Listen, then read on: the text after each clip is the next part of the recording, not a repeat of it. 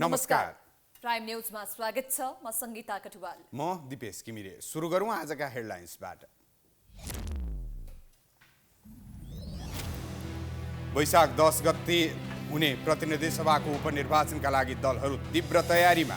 12-2 मा उम्मेदवार अझै तय भएनन्। चितवन र तनहुँमा त्रिपक्षीय भिडन्त। मन्त्रीमण्डलमा चाहे जति भागभण्डा नपाएपछि कांग्रेसको शेखर समूहको विद्रोह। सम्मानित सिट नदिए सरकारमा नजाने चेतावनी। सभापति पेलेरै जाने रणनीतिमा। नयाँ अर्थमन्त्री पाएसँगै बजेट निर्माणको काम सुरु। जेठ 15 भित्र नयाँ बजेट ल्याउनु पर्ने समय सीमाले सकस।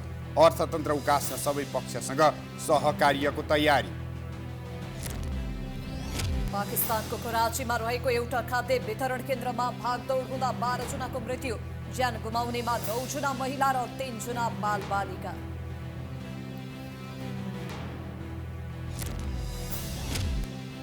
र वर्तमान सरकारले खेल क्षेत्रलाई उच्च प्राथमिकता दिएको प्रधानमन्त्री दाहालको भनाई।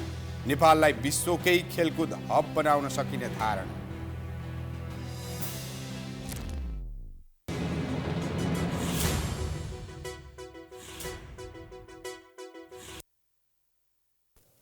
अब प्राइम न्यूज विस्तारमा। वैशाख 10 गते हुने प्रतिनिधि सभाको उपनिर्वाचनको लागि दलहरूले तयारी सुरु गरेका छन्। संसदको चौथो दलको रूपमा स्थापित राष्ट्रिय स्वतन्त्र पार्टी उम्मेद्वारको टुङ्गो लगाइसक्दा सत्ता गठबन्धन र नेकपा एमाले भने अन्तिम निर्णय लिन सकेका छैनन्। वैशाख 10 मा तनहुँ 1, चितवन 2 र 12-2 मा हुने उपनिर्वाचनको लागि दलहरूको रस्साकस्सी बढेको छ। राष्ट्रिय स्वतन्त्र पार्टीले उम्मेद्वार सार्वजनिक गरिसक्दा पनि सत्ता गठबन्धन र नेकपा एमालेलाई उपनिर्वाचन हुने क्षेत्रमा उम्मेद्वार बनाउन कठिनाई देखिएको छ। वर्तमान गठबन्धनबाट चितवन क्षेत्र नम्बर 2 मा कांग्रेसका पूर्व जिल्ला सभापति जितनारायण श्रेष्ठ र तनहुँ क्षेत्र नम्बर 1 मा कांग्रेस केन्द्रीय सदस्य गोविन्द भट्टराईलाई उठाउने सहमति भए पनि 12 मा भने सहमति जुट्न सकेको छैन। यस्तै नेकपा एमाले चितवन 2 मा रामप्रसाद नेउपाने र तनहुँ 1 मा सर्वेन्द्र खनाललाई उठाउने निर्णय गरेको छ। तर शनिबार बसेको सचिवालय बैठकले 12-2 का लागि भने उम्मेद्वार टुङ्ग्याउन सकेन। 12 निर्वाचन क्षेत्र नम्बर 2 मा आज र भोलि थप छलफल गर्नुपर्ने आवश्यकता हामीले महसुस गरेका छौँ। त्यहाँको राजनीति असाध्यै धेरै तरल भएको, उम्मेदवारहरूको बारेमा अझै आवश्यक छलफल गर्नुपर्ने, त्यहाँबाट प्राप्त भएको सिफारिसलाई आधार मान्दाखेरि पनि हामीले निर्णय गर्नको लागि अझै पनि ठोस पहल छलफल चलाउनु पर्ने आवश्यकता ठानेको हुनाले भोलिका दिनसम्म त्यो 12 निर्वाचन क्षेत्र नम्बर 2 बाट हाम्रो उम्मेदवार बनाउने हुने जुन चाहिँ साथी हो त्यसको निर्णय गर्ने चाहिँ अधिकार केन्द्रीय हेडक्वार्टरले दिएको छ। राष्ट्रिय स्वतन्त्र पार्टीले चितवन क्षेत्र नम्बर 2 मा पार्टी सभापति रवि लामिछाने, तनहुँ 1 मा सोडिम वाग्ले र 12-2 मा पूर्व डिआइजी रमेश खरेललाई उठाउने भएको छ। वर्तमान सरकारलाई विश्वासको मत दिए पनि राष्ट्रिय स्वतन्त्र पार्टीले उपनिर्वाचनमा गठबन्धन नगरी एक्लै चुनाव लड्ने तयारीमा छ। हामी एकदम खुसी छौँ र गौरवान्वित भएका छौँ कि उहाँहरू जस्ता धरतीपुत्रहरूलाई हामीले यस पार्टीमा समावेश गर्न पाएका छौँ र यो देशले गर्वको महसुस गर्नेछ जब हामी सँगै सम्मानित संसदमा उभिनेछौँ र देशको नीति निर्माण तहमा उहाँहरू जस्ता विज्ञ साथीहरूका साथमा हामी जब उपस्थित हुनेछौँ, मलाई लाग्छ त्यो गरिमामय संसदले पनि आफ्नो गरिमा बढाउनेछ। म यसमा विश्वस्त छु। 12-2 को उपनिर्वाचनमा संघीय सरकारका लागि बनेको 10 दलीय सत्ता गठबन्धनबाटै गत मङ्सिर 4 को निर्वाचनमा पराजित 3 नेताबीच भिडन्त हुने देखिएको छ। 12-2 को उपनिर्वाचनका लागि जनता समाजवादी पार्टी, लोकतान्त्रिक समाजवादी पार्टी र जनमत पार्टीका उम्मेद्वार करिब पक्का भएको छ। जसपाबाट अध्यक्ष उपेन्द्र यादव, लोसपाबाट वरिष्ठ नेता राजेन्द्र महतो र जनमतबाट बुधबार मात्रै माओवादी छाडेका नेता शिवचन्द्र कुशवाहा भिन्ने निश्चित भएको हो। सर्वोच्च अदालतले गत मङ्सिर 4 को निर्वाचनमा चितवन 2 बाट विजय हासिल गरेका रवि लामिछानेको सांसद पद खारेज गरेसँगै प्रतिनिधि सभातर्फको पद रिक्त बनेको थियो। यस्तै नेपाली कांग्रेसका वरिष्ठ नेता रामचन्द्र पौडेल राष्ट्रपति बनेपछि तनहुँ क्षेत्र नम्बर 1 रिक्त बनेको थियो भने 12-2 मा निर्वाचित रामसहाय यादव उपराष्ट्रपति भएपछि उक्त क्षेत्र पनि रिक्त छ। वैशाख 10 मा हुने 3वटै क्षेत्रको उपनिर्वाचन रोचक हुने देखिएको छ। त्यसमा पनि तनहुँको निर्वाचनलाई थप चासोका साथ हेरिएको छ। त्यो क्षेत्रमा बलियो प्रभाव रहेका किसान श्रेष्ठलाई प्रभावमा पार्न सबै उम्मेदवार तछाड मछाड गरेर लागेका छन्। श्रेष्ठलाई भेट्न उम्मेदवारहरूले सुरु गरेको रिले दौडबाट पनि त्यहाँको प्रतिस्पर्धा कस्तो हुँदैछ भन्ने कुराको सहज अनुमान लगाउन सकिन्छ। पूर्व मन्त्री तथा नेकपा एकीकृत समाजवादीका केन्द्रीय सदस्य किसान श्रेष्ठ अहिले घरमै बेड रेस्टमा छन्। उनको बायाँ खुट्टाको लिगामेन्टमा समस्या देखा परेपछि उनी औषधि लिएर घरमै आराम गरिरहेका छन्। तर आराम गर्न भनेर घरमा बसेका श्रेष्ठले आराम पाएका छन् त? यसको सहज उत्तर हुन्छ छैन। उनले बिल्कुलै आराम गर्न पाएका छैनन्। अझ उपनिर्वाचन लागेपछि त उनलाई भेट्न नेताहरूको अघोषित प्रतिस्पर्धा नै चलेको छ। बिरामीको हालचाल बुझ्ने बहानामा उम्मेद्वारहरू दैनिक जसो श्रेष्ठको घरमा धाउन थालेका छन्। स्वर्णिम वागले नेपाली काङ्ग्रेस छाड्ने बित्तिकै शुक्रबार किसान श्रेष्ठलाई भेट्न उनको निवास पुगेका थिए। स्वर्णिम तनहुबाट राष्ट्रिय स्वतन्त्र पार्टीका उम्मेद्वार हुन्। उनीहरूबीच स्वास्थ्य हालचालसँगै उपनिर्वाचनको विषयमा समेत कुरा भएको बुझिएको छ। त्यस्तै शनिबार श्रेष्ठलाई भेट्न तनहु 1बाट एमाले उम्मेद्वार सर्वेन्द्रनाथ खनाल पनि उनको निवास महाराजगञ्ज पुगेका थिए। श्रेष्ठ एमालेमै रहँदादेखि नै उनीहरूबीच राम्रो सम्बन्ध रहेको चर्चा हुने गर्छ। अझ जसपा फुटाउने एमाले रणनीतिमा श्रेष्ठ र खनालको समन्वय राम्रै भएको बताइन्छ। त्यस हिसाबले पनि खनाल श्रेष्ठलाई भेट्न उनको निवास पुगेका थिए। किसान श्रेष्ठसँग निरन्तर सम्पर्कमा रहेका काङ्ग्रेस नेताहरू भने एकीकृत समाजवादी गठबन्धनमै रहेकाले उनको सहयोग पाउनेमा विश्वस्त देखिन्छन्। किसान श्रेष्ठ गठबन्धनको निर्णयबाट दायाँ बायाँ नहुने उनीहरूको विश्वास छ। तर तनहुको निर्वाचनले किसान श्रेष्ठ सबैको तानातानमा परेका छन्। यसको कारण छ तनहुमा किसानको बलियो प्रभाव छ। उनले 2074मा रामचन्द्र पौडेललाई पहिलो पटक पराजयको स्वाद चखाएका थिए। पौडेललाई श्रेष्ठले 6414 मतान्तरले हराएका थिए। उक्त निर्वाचनमा श्रेष्ठले 34489 मत ल्याएका थिए। तर 2078को निर्वाचनमा रामचन्द्र पौडेलका लागि उक्त निर्वाचन क्षेत्र छाडेका किसान 12-4बाट निर्वाचित भएका छन्। उसो त अहिले निर्वाचन हुन लागेका 3वटै निर्वाचन क्षेत्रमा किसान श्रेष्ठको धेरै थोरै प्रभाव छ। तर तनहुका लागि भने उनी सबै उम्मेद्वारको तानातानमा परेका छन्, जसको कारण बिरामी अवस्थामा पनि राम्ररी आराम गर्न समेत पाएका छैनन्। पटक पटक मन्त्री नबन्ने घोषणा गर्दै आएका काङ्ग्रेस उपसभापति पूर्णबहादुर खड्का अन्ततः 8औं पटक सिंहदरबारको यात्रा निश्चित गरे। बाहिर मन्त्री नबन्ने भन्दै फन्डा गरिरहेका उनी भित्रभित्र पार्टी सभापति शेरबहादुर देउवालाई मन्त्री बनाउन चर्को दबाब दिँदै आएका थिए। आफ्नै अडान विपरीत मन्त्री बनेपछि सामाजिक सञ्जालमा उनको विरोध भइरहेको छ। अब भने उनी आफूले मन्त्री पो बन्दिन भनेको त उपप्रधानमन्त्री बनिहाल्छु नि भन्दै सिल्ली तर्क गरिरहेका छन्।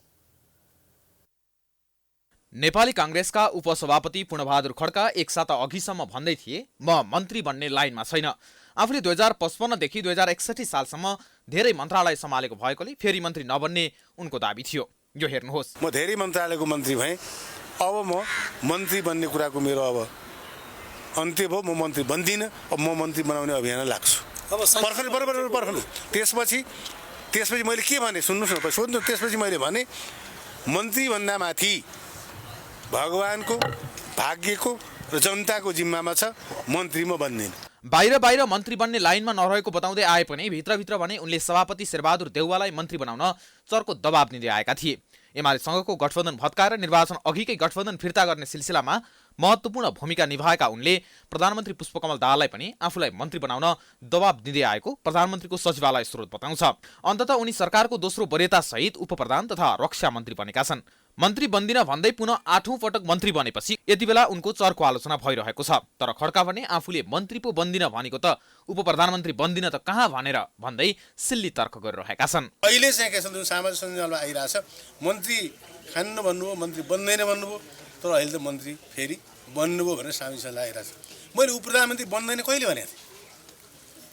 मैले मन्त्री बन्दैन भने अहिले पनि त्यो कुरा अगाडि यदि मन्त्री उपप्रधानमन्त्री बिनाको प्लेन मन्त्री भएको भए म हुन्थेँ। यति मात्र कहाँ हो र। शनिबार ललितपुरको बाणेगाउँमा रहेको सन्तनेता कृष्णप्रसाद भट्टराईको आश्रममा पुगेका उनले सञ्चारकर्मीसँग आफूलाई पार्टी सभापतिले 19 मन्त्रालय मध्ये रोजेर 1 मन्त्रालय लिन आग्रह गरेको र आफूले रक्षा मन्त्रालय रोजेको सम्म भन्न भ्याए। मुलुकको भौगोलिक अखण्डताको रक्षा, जनता र राष्ट्रिय सुरक्षाका साथै रणनीतिक विकासका योजना समेत नेपाली सेना मार्फत अगाडि बढाइरहेको सन्दर्भमा रक्षा मन्त्रालयको ठूलो महत्त्व रहेको भन्दै उनले आफूले यो मन्त्रालय रोजेको दाबी गरे। 19वटा मन्त्रालय अध्ययन गरेँ र मैले अहिलेको मुलुकको सन्दर्भमा, अहिलेको चाहिँ सुरक्षाको सन्दर्भमा, अहिलेको यो चाहिँ सामरिक महत्त्व, नेपालको भूमिको सामरिक महत्त्व बढ्दै गएको सन्दर्भमा सबै दृष्टिकोणले मैले यो मुलुकको राष्ट्रको सुरक्षा, राष्ट्रिय नीतिको निर्माण, कार्यनीति, रणनीतिको निर्माण र नेपालको रक्षाको जिम्मा लिएको नेपाली सेनासँग जोडिएको मन्त्रालय र समग्र रूपमा सबैभन्दा जिम्मेवार, सबैभन्दा ठुलो, सबैभन्दा विशाल मन्त्रालय मैले रक्षा मन्त्री मन्त्रालय देखेँ। त्यसपछि मैले नेताहरूलाई गएर भने म रक्षा मन्त्री बन्छु। यदि देउवाले 19वटा मन्त्रालयमा एक रोज्न आग्रह नै गरेका थिए भने खड्काले किन जनसरकारसँग महत्त्व राख्ने मन्त्रालय रोजेनन् त? उनले जतिसुकै महत्त्वपूर्ण मन्त्रालय भएको दाबी गरे पनि रक्षा मन्त्री हुनु र नहुनुमा देश, राजनीति र समाजमा कुनै प्रभाव पर्ने देखिँदैन। त्यसो त खड्काले अर्थ मन्त्रालयमा चाहना राख्दै आएका थिए, तर देउवाले अर्थमा प्रकाश शरणलाई अघि सारेपछि उनी रुष्ट बन्दै आएका थिए। पटक पटक अवसर पाएर पनि कुनै उल्लेख्य काम गर्न नसकेको भन्दै देउवा उनलाई सरकारमा पठाउन तयार नै थिएनन्। तर निकै दबाब दिन थालेपछि देउवाको योजना मुताबिक नै उनलाई रक्षामा थन्काइएको काङ्ग्रेस वृत्तमा चर्चा हुने गरेको छ। तत्कालीन काङ्ग्रेस सभापति कृष्णप्रसाद भट्टराईको नजिक भएर काम गरेका खड्का भट्टराईकै स्नेहमा 2045 सालमा सुर्खेत सभापति भएका थिए। काङ्ग्रेसका तत्कालीन नेता खुम्बहादुर खड्काको समूहबाट काङ्ग्रेसको केन्द्रीय राजनीतिमा उदाएका उनी महामन्त्री हुँदै अहिले पार्टीमा उपसभापति छन्। 2074मा खुम्बहादुरको निधनपछि देउवाले उनलाई 2075 वैशाख 21मा महामन्त्री मनोनित गरेका थिए। शीर्ष नेतालाई प्रभावमा पार्दै लाभको पद हत्याउँदै आएका खड्का पटक पटक शक्तिमा पुगे पनि देश र जनताको पक्षमा भने कुनै सम्झन लायक काम गरेको स्मरण जनताले गर्न सकेका छैनन्। मन्त्रीमा सम्मानित सिट नदिएको भन्दै शेखर गगन समूहले काङ्ग्रेसमा विवाद सुरु गरेको छ।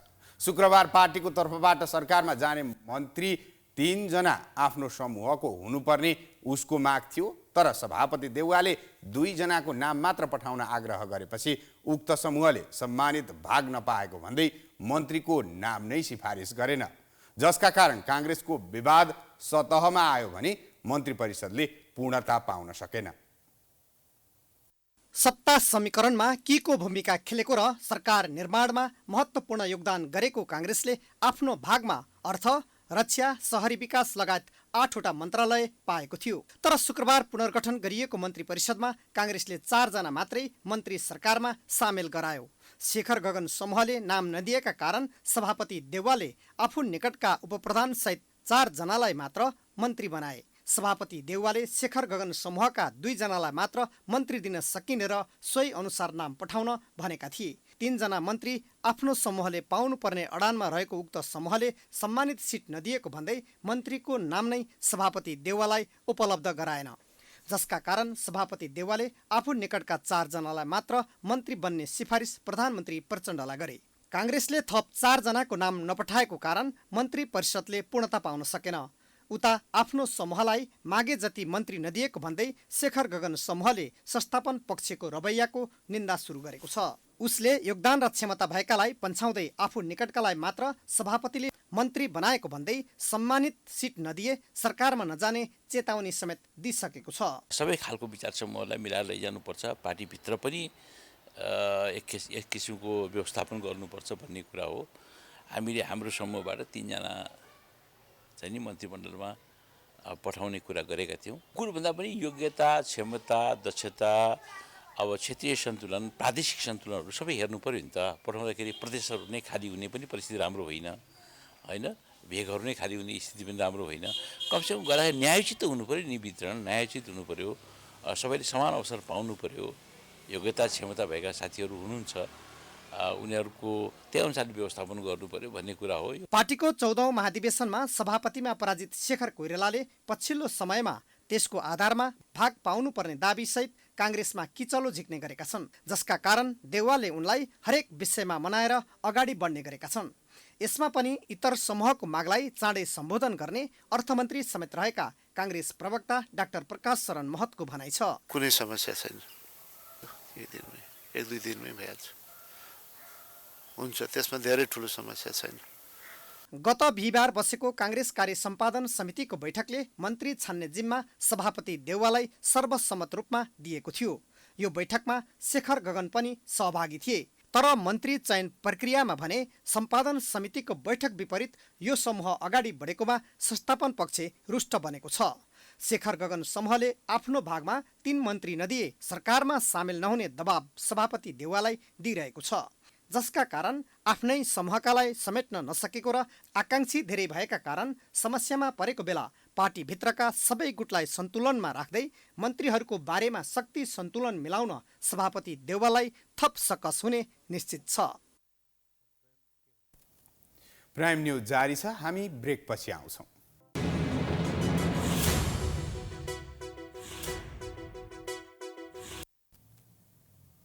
ब्रेकपछि स्वागत छ। अब बाँकी न्युज। नेकपा एमाले पूर्व उपाध्यक्ष डाक्टर भीम रावलसँग संवाद गर्न 3 सदस्यीय वार्ता टोली गठन गरेको छ। आज बसेको सचिवालय बैठकले पार्टीका रावलसँग संवाद गर्न उपाध्यक्ष विष्णु पौडेल नेतृत्वको वार्ता टोलीमा सचिव तथा प्रदेश इन्चार्ज लेखराज भट्ट र कर्ण थापा सदस्य रहेको समिति बनाएको हो। रावलले पार्टीको विधि विधान नमानी पार्टीमै रहेकोले संवाद गर्न समिति बनाइएको उपमहासचिव पृथ्वी सुब्बा गुरुङले जानकारी दिए। हाम्रो पार्टीको पूर्व उपाध्यक्ष र 10औं राष्ट्रिय महाधिवेशनदेखि पार्टीमै रहनुभएको तर पार्टीको विधि विधान पद्धति मुताबिक नचलिकन बसिरहनु भएको कमरेड भीम रावलसँग चाहिँ संवाद गर्नको लागि र एउटा सहमतिमा पुग्नको लागि, टुङ्गोमा पुग्नको लागि अहिले मिसन ग्रासरुटको सुदूरपश्चिम प्रदेशको बैठकले मिटरबाजी पीडितको समस्या समाधानका लागि आवश्यक कदम चाल्न सरकारको ध्यान आकर्षण गराएको छ। प्रचलित कानुन विपरीत मिटरब्याज उठाउनेलाई कानुनी कारवाही गर्न पनि बैठकले माग गरेको छ। त्यस्तै सचिवालय बैठकले अप्रिल 22 मा पार्टी स्थापनाको 75 वर्ष पुग्न लागेको अवसरमा वर्षैभरि कार्यक्रम गर्नका लागि सचिवालय सदस्यहरूसँग आवश्यक सुझाव लिने र सुझावका आधारमा केन्द्रीय कार्यालयले वार्षिक कार्यक्रम तय गर्ने निर्णय गरेको छ।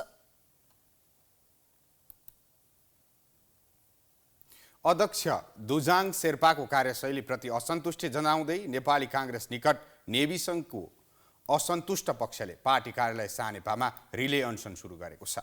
म्याद सकिएको असक्षम सभापतिलाई खारेज गरी नयाँ सभापति सहितको विधान सम्बद्ध कमिटीमा ल्याउनु पर्ने भन्दै नेवी सङ्घ बृहत सङ्घर्ष समितिले शनिबारबाट रिले अनसन सुरु गरेका हुन्।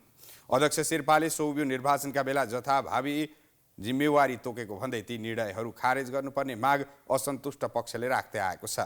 उनीहरूले असंवैधानिक सभापतिले गरेको सम्पूर्ण चिठी खारेज हुनुपर्ने, 12औं महाधिवेशनको सुनिश्चित गर्नुपर्ने माग राखेका छन्। पार्टी कार्यालय सानेपामा अनसन बस्दै नेवी सङ्घका कार्यकर्ता अङ्कुल केसीले म्याद सकिएको अध्यक्षले सङ्गठन विरोधी काम गरेको र पार्टीले दिएको म्यान्डेट अनुसार सौबियो निर्वाचनको महाधिवेशनको तयारी गर्न नसकेको आरोप लगाए।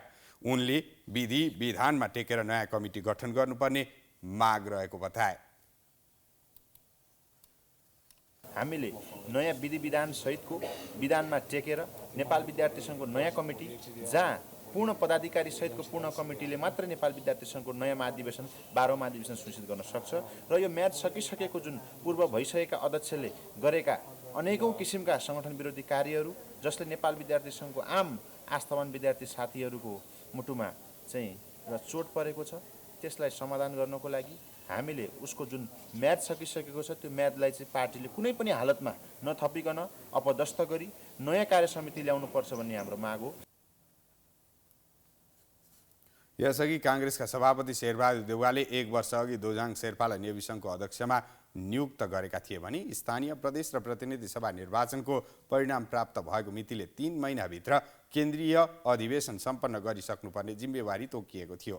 तोकिएको समयावधिभित्र पनि शेर्पाले आफ्नो जिम्मेवारी पूरा नगरेकाले पुरानो कार्य समिति खारेज गर्दै नयाँ कार्य समिति गठन गर्नुपर्ने माग असन्तुष्ट पक्षको छ।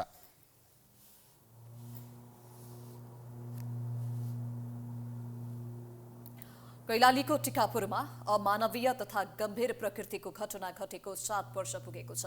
संविधानमा आफ्नो माग सम्बोधन गराउन भन्दै तत्कालीन राजपा र थरुहटले आन्दोलन चर्काएका थिए। यही क्रममा टिकापुरमा प्रदर्शन भड्किँदा 7 सुरक्षाकर्मी सहित 1 जना बालकको ज्यान गएको थियो। यस घटनामा संलग्न तत्कालीन सांसद रेशम चौधरी जेल जीवन बिताइरहेका छन्। यही राजनीतिक मुद्दा उठाएर सांसद हुँदै चौधरीकी श्रीमती रञ्जिता श्रेष्ठ अहिले मन्त्री बनेकी छन्। अब उनलाई मन्त्रीको जिम्मेवारी पूरा गर्दै आफ्ना श्रीमानलाई जेलमुक्त गर्ने चुनौती छ। संविधान सभाले संविधानको अन्तिम खाका तयार गरिरहेको अवस्थामा आफूहरूको मागलाई सम्बोधन नगरेको भन्दै मधेसमा आन्दोलन चर्कदै गएको थियो। यस क्रममा कैलालीको टिकापुरमा पनि आन्दोलन चर्किएको थियो। कैलालीमा आन्दोलनको नेतृत्व गरेका थिए थरुहट थारुवान संयुक्त सङ्घर्ष समितिले। त्यसको अगुवा थिए तत्कालीन सांसद रेशम चौधरी। 2072 साल भदौ 7 गते सङ्घर्ष समितिले सरकारी कार्यालयहरूमा थरुहट स्वायत्त प्रदेश लेख्ने कार्यक्रम थियो। निषेधाज्ञा तोडेर आन्दोलनकारी अगाडि बढेपछि हिंसा भड्किएको थियो। हजारौं सङ्ख्यामा रहेका आन्दोलनकारीले भाला, हसिया, बन्चरो, खुकुरी लगायतका हतियार प्रयोग गरी सुरक्षाकर्मीलाई आक्रमण गरेका थिए। आक्रमणमा भाला प्रयोग गरेर एसएसपी लक्ष्मण नेउपानेको हत्या गरेपछि उनीहरूले खेदी इन्सपेक्टर बलराम विष्ट, केशर बोहरा, प्रहरी जवान लक्ष्मण खड्का, लोकेन्द्र चन्द, रामबिहारी थारू, ललित साउदको हत्या गरेका थिए। घरमा खेलिरहेका 2 वर्षीय बालक टेक बहादुर साउदको गोलीको छर्रा लागेर मृत्यु भएको थियो। घटना साम्य भएपछि प्रहरीले कैलाली जिल्ला अदालतमा 58 जना विरुद्ध मुद्दा दर्ता गरेकोमा 11 जनालाई दोषी करार गर्दै अदालतले तत्कालीन सांसद रेशम चौधरी लगायतलाई आजीवन जेल जीवनको फैसला गर्यो। उच्च अदालत दिपायलले पनि जिल्ला अदालतको फैसलालाई सद्दर गरेपछि यो मुद्दा सर्वोच्च पुगेको थियो। सर्वोच्चले पनि पूर्वपक्षका लागि जेलमा राख्ने आदेश दिएपछि सांसद चौधरी अहिले दिल्ली बजार कारागारमा जेल जीवन बिताइरहेका छन्। यसैलाई राजनीतिक मुद्दा बनाएर उनकी श्रीमती रञ्जिता श्रेष्ठले नागरिक उन्मुक्ति पार्टी गठन गरिन्। सो पार्टीले संसदीय निर्वाचनमा 4 सिट जितेको छ र अध्यक्ष रञ्जिता श्रेष्ठ भूमि व्यवस्था, सहकारी तथा गरिबी निवारण मन्त्री बनेकी छन्। उनलाई पदीय जिम्मेवारी निर्वाह गर्दै आफ्ना श्रीमान रेशम चौधरीलाई जेल जीवन मुक्त गर्ने चुनौती छ। नागरिक उन्मुक्ति पार्टीको प्रमुख मुख्य एजेन्डा भनेको चाहिँ हाम्रो राजबन्दीहरूलाई हाम्रो जुन झुटा आरोप लगाइएको झुटा मुद्दा लगाएर जेल जीवन बिताइरहनुभएका कारागारमा हुनुभएका राजबन्दीहरूलाई छुटाउने हाम्रो चाहिँ प्रमुख मुद्दा रहेको छ, प्रमुख एजेन्डा रहेको छ हाम्रो पार्टीको सुरुवाती क्रमबाट चाहिँ हामी यसैमा लागिरहेका छौँ र अहिले म मन्त्री बनिरहँदा पनि हामीले हाम्रो मुद्दालाई छोडेको छैनौँ र यो गठबन्धनमा लागेर मैले आजको दिनमा मन्त्री बनुन्जेलसम्म हाम्रो राजबन्दीहरूलाई छुटाउने सकारात्मक हाम्रो प्रधानमन्त्रीज्यूबाट विश्वस्त भएर नै नागरिक उन्मुक्ति पार्टी अहिले सरकारमा सामेल भएको छ। मानवीयतालाई नै चुनौती दिने खालको अमानवीय र दर्दनाक टिकापुर घटनाको बारेमा रेशम चौधरी संलग्न नरहेको उनको दाबी छ। यद्यपि अदालतले चौधरीलाई दोषी करार गरेर जेल पठाएको पनि लामो समय भइसकेको छ। यस्तो अवस्थामा पाएको जिम्मेवारी पूरा गर्दै आफ्ना श्रीमान रेशम चौधरीलाई जेल मुक्त गर्न मन्त्री श्रेष्ठलाई सहज भने छैन। सुदूरपश्चिम प्रदेशमा कोरोना भाइरस संक्रमणको जोखिम बढेको छ। विगतका वर्षमा कोरोनाको उच्च जोखिममा रहेको सुदूरपश्चिममा पुनः कोरोनाको संक्रमण देखिन थालेको हो। जाडो याममा शून्यमा झरेको कोरोना संक्रमण गर्मी बढेसँगै देखिन थालेको छ। सुदूरपश्चिम प्रदेश स्वास्थ्य निर्देशनालयको पछिल्लो तथ्याङ्क अनुसार संक्रमणको दर बढ्न थालेको छ। एन्टिजेन विधिबाट 166 जनामा शङ्कास्पद बिरामीको नमुना परीक्षण गर्दा 3 जनामा संक्रमण पुष्टि भएको स्वास्थ्य निर्देशनालयले जनाएको छ। संक्रमित हुनेमा भारतबाट फर्किनेहरू छन्। भारतमा संक्रमितको संख्या बढेसँगै सुदूरपश्चिममा पनि संक्रमणको दर बढेको हो।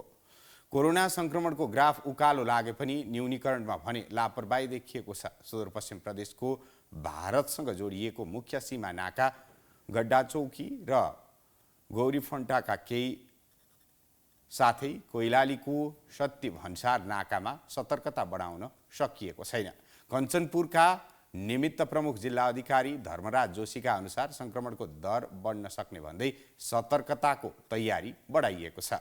सीमा नाकामा जोखिम देखिएसँगै नियमित रूपमा स्वास्थ्य जाँच र शङ्कास्पदहरूको नमुना सङ्कलन र परीक्षणका लागि प्रादेशिक प्रयोगशालामा पठाउने गरेको प्रशासनले जनाएको छ।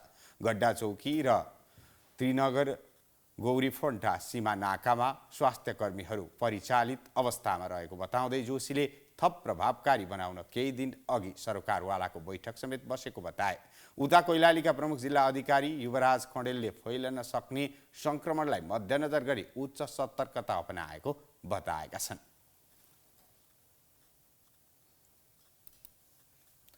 काठमाडौँ उपत्यकाको सभ्यता बोकेको बागमती नदी पछिल्लो समय फोहोरका कारण बदनाम छ।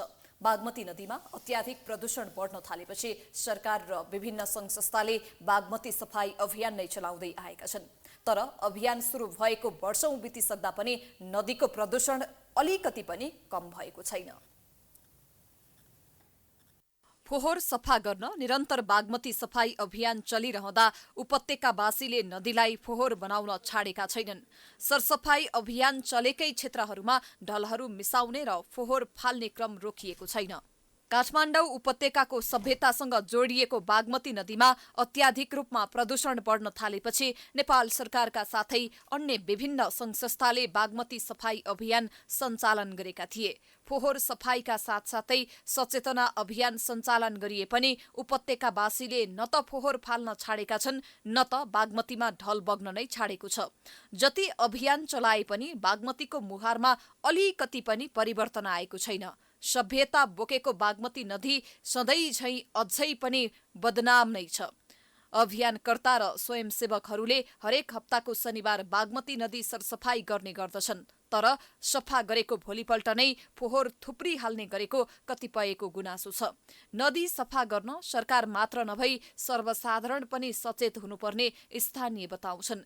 नदीलाई दीर्घकालीन सफा राख्न कुनै अभियानकर्ता मात्र नभई नदी किनारमा बस्ने बासिन्दा पनि सचेत हुनुपर्ने देखिन्छ। अनि मान्छेहरूले पनि यहाँ अब बेलुका आएर फोहोर फाल्ने त्यसो पनि गर्नु भएन। फोहोर आउनेहरू त अब लिन आउनेहरू त कहिलेकाहीँ ढिलो हुन्छ, त्यो ढिलो गरेर पनि अरूलाई किन असर गर्ने सबैलाई।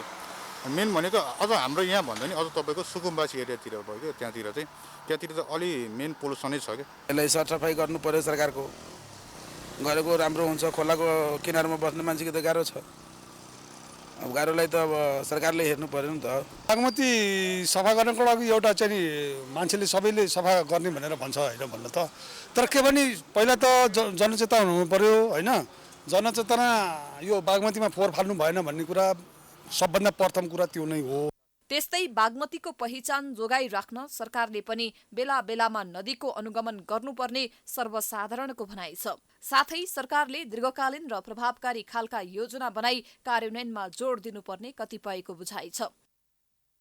स्थानीयले त अब जे भन्छन्, सरकारले जे भन्छ त्यही गर्न तयार छन् यहाँका।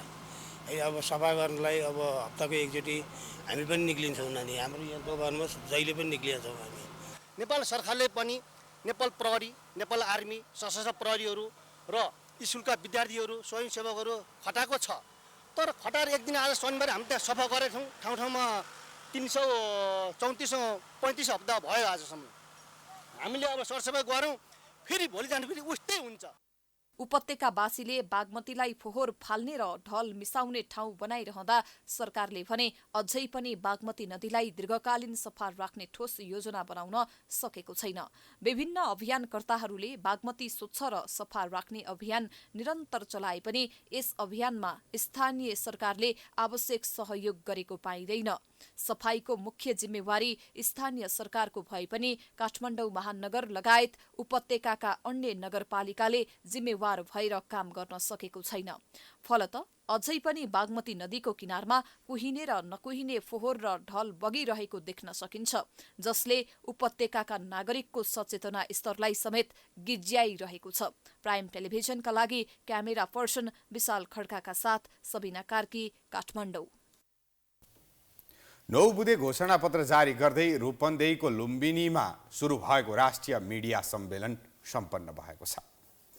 चैत 16 र 17 गते भएको नेपाल पत्रकार महासङ्घको केन्द्रीय समिति बैठक र राष्ट्रिय मिडिया सम्मेलनले सदस्यता शुद्धिकरण त्यसैगरी अभियान सञ्चालनलाई थप प्रभावकारी बनाउने प्रस्तावलाई सर्वसम्मतिबाट पारित गर्दै 9 बुँदे घोषणापत्र जारी गरेको हो। सम्मेलनले पत्रकारितामा लामो समयदेखि क्रियाशील नभएका र अन्य पेसामा लागेकाहरूलाई पत्रकार महासङ्घको सदस्यता परित्यागका लागि आग्रह गरेको छ। सम्मेलनले संविधान अनुसार बन्नुपर्ने सञ्चार सम्बन्ध निकायको गठन तथा पूर्णताका लागि पनि सरकारको ध्यानकर्षण गराएको छ। नेपाल पत्रकार महासङ्घ केन्द्रीय समितिको 8औं बैठक नवलपरासीको रामग्राम र राष्ट्रिय मिडिया सम्मेलन रूपन्देहीको लुम्बिनीमा सम्पन्न भएको हो।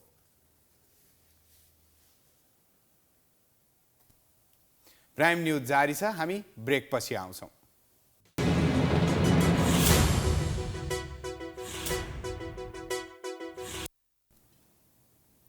ब्रेकपछि पुनः स्वागत छ। अब बिजनेस न्युज।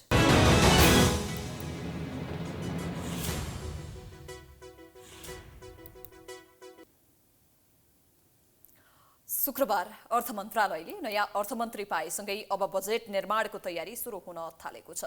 आगामी आर्थिक वर्ष 2080-81 को लागि जेठ 15 गते नै संसदमा प्रस्तुत हुने बजेटले कुन क्षेत्रलाई प्राथमिकतामा पार्छ भन्ने सबैको चासोको विषय बनेको छ। देश आर्थिक रूपमा सङ्कटतर्फ अगाडि बढिरहेको अवस्थामा नयाँ अर्थमन्त्री र अब बन्ने नयाँ बजेटले सबैको ध्यान खिचेको छ। अर्थ मन्त्रालय सम्हाल्न डाक्टर प्रकाश शरण महत आएसँगै आगामी आर्थिक वर्षको बजेट कत्रो बनाउने भन्ने विषयमा बहस हुन थालेको छ। सँगसँगै बिग्रँदै गएको अर्थव्यवस्थालाई के कसरी समाधान गर्छन् भन्ने सबैको चासोको विषय बनेको छ। ठूलो आकारको बजेट ल्याउँदा आम्दानीको स्रोत पनि ठूलै खोज्नुपर्ने र साना आकारको बजेट ल्याउँदा आम्दानीको स्रोत पनि त्यही अनुसार हुनुपर्ने भएपछि अहिले ठूलो आकारको बजेट ल्याउने कि सानै आकारको बजेट भए पनि हुने भन्ने विषयमा बहस हुन थालेको हो। अर्थ मन्त्रालयले गत वर्ष ल्याइएको चालु आर्थिक वर्षको बजेट कार्यान्वयन हुन नसकेपछि घटाएको थियो। पूर्व अर्थमन्त्री जनार्दन शर्माले चालु आर्थिक वर्ष 2079-80 का लागि 17 खर्ब 93 अर्बको बजेट ल्याएका थिए। तर उनले ल्याएको बजेट कार्यान्वयन नभएपछि पूर्व अर्थमन्त्री विष्णु पौडेलले उक्त बजेटलाई घटाएका थिए। अहिले पनि स्रोत जुटाउन कठिन हुने भएकोले ठूलो बजेट ल्याउने पक्षमा अर्थ मन्त्रालय छैन। उता राष्ट्रिय योजना आयोगले पनि बजेट घटाउने अवस्था आएकोले सानो आकारको बजेट ल्याउनका लागि सीमा निर्धारण गरेको छ। आयोगले आर्थिक वर्ष 2080-81 का लागि 16 खर्ब 88 अर्ब 4 करोड रुपियाँको बजेट सिलिङ तोकेको छ। चालु आर्थिक वर्षमा राजस्व परिचालनमा देखिएको सङ्कुचन, घट्दो विदेशी अनुदान र विनिमय दरमा भएको वृद्धिका कारण विदेशी तथा आन्तरिक ऋणमा परेको व्यवहारलाई ध्यानमा राखेर आयोगले सिलिङ तोकेको हो। सिलिङ अनुसार नै बजेट ल्याए पनि त्यसलाई कार्यान्वयन गर्न राज्य संयन्त्र चुक्दै आएको छ। सङ्कटतर्फ अगाडि बढेको अर्थतन्त्रलाई सुधार गर्दै अहिले बजारमा देखिएका समस्यालाई सम्बोधन गर्ने गरी बजेट ल्याउनु पर्ने चुनौती नयाँ अर्थमन्त्रीलाई छ। बजेटलाई आर्थिक र सामाजिक रूपमा सन्तुलित बनाउनु पर्ने मुख्य चुनौती छ। यही कारण पनि राजस्व सङ्कलनमा सङ्कुचन आएको छ भने पुँजीगत खर्चको अवस्था दयनीय छ। उता निजी क्षेत्र पनि चरम आर्थिक सङ्कटका कारण निराश छन्। अबको बजेटमा राजस्व सङ्कलनदेखि निजी क्षेत्रलाई विश्वासमा लिन सक्ने बजेट निर्माण गर्नुपर्ने अर्थविदको सुझाव छ। करमा छुट दिएर अरू विसङ्गतिपूर्ण किसिमले चाहिँ राजस्व परिचालन गर्दा सरकारको आम्दानी त बढ्न सक्दैन। त्यसैले सरकारले आम नागरिक उद्योग व्यवसायीलाई सहयोग गर्न, राहत दिन, सहुलियत दिनको लागि पनि यसको चाहिँ स्रोत परिचालन चाहिँ असाध्यै राम्रो हुनुपर्छ। त्यसमा सरकारले कुनै किसिमको चाहिँ कम्प्रोमाइज गर्नुहुन्न। त्यसो त हरेक अर्थमन्त्रीले बजेट निर्माण गर्दा अघिल्लो सरकारले तयार गरेको बजेटभन्दा ठूलो आकारको बजेट ल्याउने गरेका छन्। तर स्रोतको सुनिश्चितता बिना त्यसरी बजेट निर्माण गर्दा चालु आर्थिक वर्षमा घटाए जस्तो गरी बजेट घटाउनु पर्ने अवस्था आउने अर्थविदको बुझाइ छ। त्यस्तै अहिले बजारमा भएको आर्थिक मन्दीलाई चिर्नको लागि वितरणमुखी मात्र नभएर आर्थिक रूपमा पनि सन्तुलित बजेट ल्याउनु पर्ने अर्थविदको सुझाव छ। यो बजेट भनेको एउटा राजनीतिक दस्तावेज पनि हो। यसमा आर्थिक र सामाजिक दुईटै पाटाहरू हुन्छन्। आर्थिक पाटालाई मात्रै राख्दा बजेट एकाङ्की हुन जान्छ र सामाजिक पाटोमा बढी केन्द्रित हुँदा आर्थिक पाटो ओझेलमा भएर न्यून आर्थिक वृद्धि दर हुन्छ। देश अगाडि बढ्नै नसक्ने अवस्था हुनसक्छ। सरकारको क्षमतै नभएको जस्तो अवस्था हुनसक्छ राजस्व असुलीको कुराहरूमा। त्यसले दुईटा सामाजिक र आर्थिक विकासबीच सन्तुलन कसरी कायम गर्न सकिन्छ भन्ने हिसाब किताबको बजेट चाहिँ जनताले अपेक्षा गरिरहेको हुन्छ। यता शुक्रबार मात्र पदभार सम्हालेका महतले अहिलेको चरम सङ्कट, राजस्वको अहिलेको अवस्था लगायतका विषयमा आफूले समाधान गर्नुपर्ने बताएका छन्। अब अर्थ मन्त्रालय र राष्ट्र ब्याङ्क मिलेर जनता र देशलाई केन्द्रमा राखेर सोही अनुसार काम गर्ने उनको आश्वासन छ। यो जुन अहिले निराशाको अवस्था छ अर्थतन्त्रमा, त्यसलाई चाहिँ आशामा रूपान्तरण गर्नको लागि सबैको सहयोगको आवश्यकता छ। म त्यसको नेतृत्व गर्न तयार छु, तर सहयोग सबैको आवश्यक पर्दछ। निजी क्षेत्रको सम्पूर्ण स्टेक होल्डरहरूको, सार्वजनिक क्षेत्रसँग जोडिएको, राज्य संयन्त्रसँग जोडिएका सबैको सहयोग आवश्यक छ। अर्थमन्त्री महतले कर बढाउने भन्दा पनि करको दायरा बढाउँदै राजस्व बढाउने सङ्केत गरेका छन्। तर बजेट निर्माणको समयमा अघिल्ला अर्थमन्त्रीले जस्तो आकार बढाउँदैमा र वितरणमुखी बजेट निर्माण गर्नुभन्दा पनि देशको अहिलेको आवश्यकता अनुसार बजेट निर्माण गर्नु जरुरी छ। चीनले रसुवागढी नाकाबाट स्थलमार्ग हुँदै पर्यटक आवागमन खुल्ला गरेको छ। कोभिड-19 महामारीका कारण नेपाल सरकारले 11 चैत 2076 सबै अन्तर्राष्ट्रिय नाका बन्द गर्ने घोषणा गरेको चीनले 3 वर्षपछि मानव आवागमन खुल्ला गरेको हो। अब एक नेपाली टोली रसुवागढी नाकाबाट चीन प्रवेश गरेसँगै आवागमन औपचारिक रूपमा खुल्ला भएको नेपालका लागि चीनिया राजदूत छेन सोङले जानकारी दिए। नाकाबाट चीन प्रवेश गरेको नेपाली टोलीलाई स्वागत गर्दै उनले दुईतर्फी रूपमा मानिसको आवागमन खुल्नाले द्विपक्षीय सहयोग र जनताबीच सम्बन्ध अझ गहिरो हुने बताए। रसुवागढी नाका पूर्ण रूपमा सञ्चालनमा आएपछि व्यवसायी, व्यापारी लगायत सरकारवाला उत्साहित भएका छन्। निकासी, पैठारी र मानिसको आवत जावतका लागि नाकामा तयारी तीव्र पारिएको छ। कन्टेनर चालक, त्यसैगरी कामदार, व्यापारी र व्यवसायीको एन्टिजेन परीक्षण गरिएको रसुवा भन्सार कार्यालयले जनाएको छ। शनिबार मात्र 25 देखि 30 कन्टेनरसम्म सामान पैठारी हुन सक्ने भन्सार कार्यालयले जनाएको छ। केरुङ जान नेपाल चीन सीमा पास नवीकरण तथा नयाँ बनाउन आज बिहान 6 बजेदेखि नै अध्यागमन कार्यालय खुल्ला भएको थियो। 2076 माघ 15 गतेदेखि नै रसुवागढी नाका भएर चीनबाट हुने आयात निर्यात प्रभावित भएको थियो। सुरुमा हिमपात र लोसार पर्वका कारण आयात निर्यात बन्द गरिएको थियो। पछि कोभिड देखिएपछि रसुवागढी नाका भएर हुने आयात निर्यात थप प्रभावित बनेको थियो। 2077 असार 22बाट भने पुनः सामान आयात थालिएको थियो। निर्यात भने ठप्प नै थियो।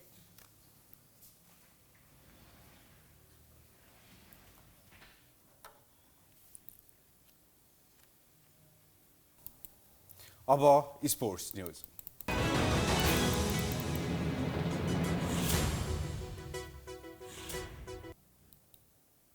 प्रधानमन्त्री पुष्पकमल दाहाल प्रचण्डले वर्तमान सरकारले खेल क्षेत्रलाई उच्च प्राथमिकता दिएको बताएका छन्। काठमाडौँमा राष्ट्रिय खेलकुद परिषदले आयोजना गरेको खेलकुद पूर्वाधार नीति संवाद 2079लाई संशोधन गर्दै प्रधानमन्त्री प्रचण्डले खेल क्षेत्रमा नेपाललाई विश्वकै हब बनाउन सकिने भएकाले सरकारले उच्च प्राथमिकता दिएको बताए। खेलाडीहरूलाई पुरस्कृत गर्न मैदानमा नै पुगेर खेलाडीहरूको मनोबल बढाउने, खेल क्षेत्रसँग सम्बन्धित विषयहरूमा आफूले सदैव सहभागिता जनाउने उनले बताए।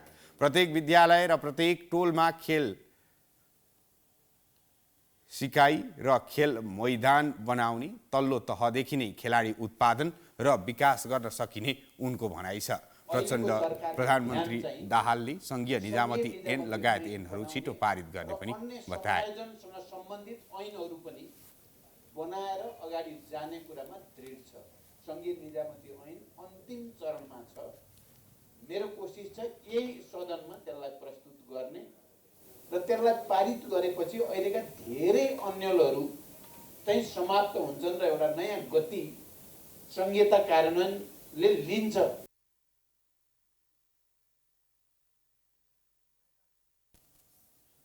कार्यक्रममा राष्ट्रिय खेलकुद परिषदका सदस्य सचिव टङ्कलाल घिसिङ लगायतले खेल क्षेत्रको पूर्वाधार विकासमा 3 तहका सरकारको स्पष्ट नीति र सहकार्य आवश्यक रहेको धारणा राखेका थिए। चितवनमा भएको दोस्रो प्रज्ञा स्मृति साइक्लिङ म्याराथनको उपाधि सशस्त्र प्रहरी बलका सुरज राणा मगरले हात पारेका छन्। निर्धारित 65 किलोमिटर दूरी 1 घण्टा 54 मिनट 38 सेकेन्डमा पार गर्दै सशस्त्र प्रहरी बलका सुरज राणा मगरले उपाधि हात पारेका हुन्। उनले उपाधिसँगै नगद 50,000 रुपैयाँ सिल र प्रमाणपत्र प्राप्त गरे। यस्तै नेपाल त्रिभुवन आर्मी क्लबका सुरेश भुजेलले 1 घण्टा 54 मिनट 38 सेकेन्ड 52 मिली सेकेन्डमा पार गर्दै दोस्रो स्थान हासिल गरी नगद 40,000 रुपैयाँ सिल र प्रमाणपत्र प्राप्त गरे। पुरुषतर्फको तेस्रो स्थान अमेरिकी नागरिक क्लेभ हव ब्यान्डले नगद 30,000 रुपैयाँ सिल र प्रमाणपत्र हात पार्न सफल भए। यसै गरी महिला एलाइटतर्फ काठमाडौँकी लक्ष्मी मगरले 1 घण्टा 57 मिनट 17 सेकेन्डमा सो दूरी पार गर्दै महिलातर्फको उपाधि हासिल गरिन्।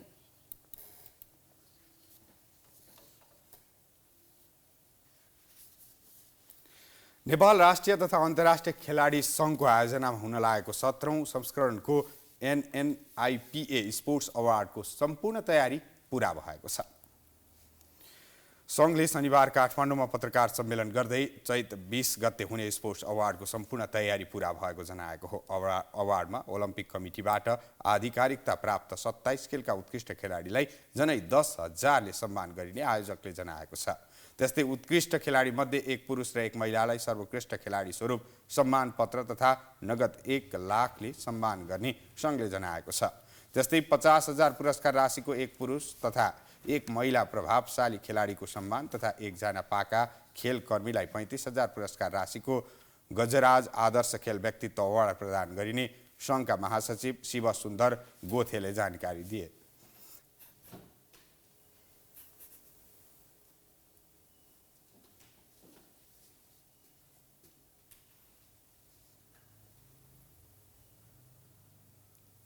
स्रोत साधन जति छ, जस्तै हामीले दादाहरू छ नि पहिला पुरानो हामीसँग भएकै, उहाँहरूको सहयोगले भ्याएसम्म राम्रो गर्न कोसिस गर्नेछौँ भनौँ, गर्ने ट्राई गर्न खोजिरहेछौँ।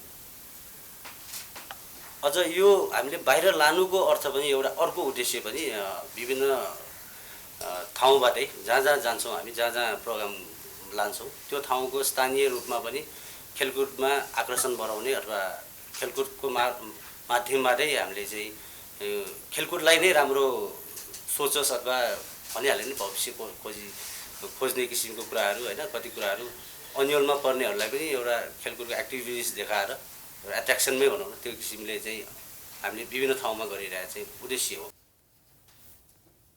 त्यस्तै एक खेल पत्रकारलाई 25,000 राशिको NNIPA खेल पत्रकारिता पुरस्कार र 15,000 राशिसहित एकजनालाई वर्ष उत्कृष्ट पाएका खेलाडी सम्मान प्रदान गरिने सङ्घले जनाएको छ।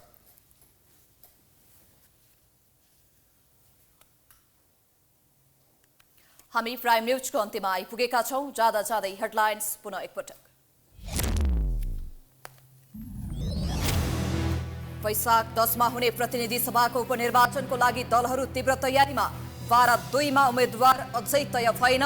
चितवन र तनहुमा त्रिपक्षीय भिडन्त। मन्त्रीमण्डलमा चाहे जति भागबण्डा नपाएपछि काङ्ग्रेसको शेखर समूहको विद्रोह। सम्मानित सिट नदिए सरकारमा नजाने चेतावनी। सभापति पेलेरै जाने रणनीतिमा। नयाँ अर्थमन्त्री पाएसँगै बजेट निर्माणको काम सुरु। जेठ 15 भित्र नयाँ बजेट ल्याउनुपर्ने समय सीमाले सकस। अर्थतन्त्र उकास्न सबै पक्षसँग सहकार्यको तयारी। पाकिस्तानको कराँचीमा रहेको एउटा खाद्य वितरण केन्द्रमा भागदौड हुँदा 12 जनाको मृत्यु। ज्यान गुमाउनेमा 9 जना महिला र 3 जना बालबालिका। र वर्तमान सरकारले खेल क्षेत्रलाई उच्च प्राथमिकता दिएको प्रधानमन्त्री दाहालको भनाई।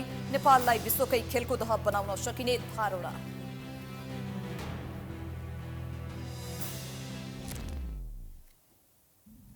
प्राइम न्यूज अहिलेलाई सकियो। यसपछिको प्रस्तुति जनता जान्न चाहन्छन्, इसी धमलाको साथमा हेर्दै गर्नुहोला प्राइम टेलिभिजन। नमस्कार।